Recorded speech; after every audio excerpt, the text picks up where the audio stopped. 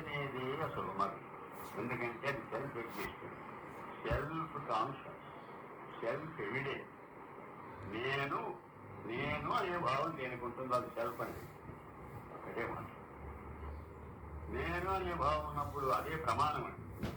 తనకు తానే ప్రమాణం, తనకు తానే ప్రమాణం. తానున్నట్టు మరొకటి ఏది చెప్పక్కర్లేదు, దాన్ని జస్టిఫై చేయవలసిన అవసరం లేదు. తనకు తానే టెస్ట్ చేసుకోగలదు నేను ఉన్నాను అని. కనుక అది సెంటర్.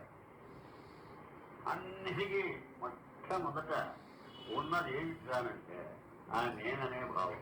మీరు ఆలోచించుకోండి, నేననే భావాన్ని వదిలేసి నీకు ఏదైనా అనుభవానికి వస్తున్నదా? ఒకటే మాట.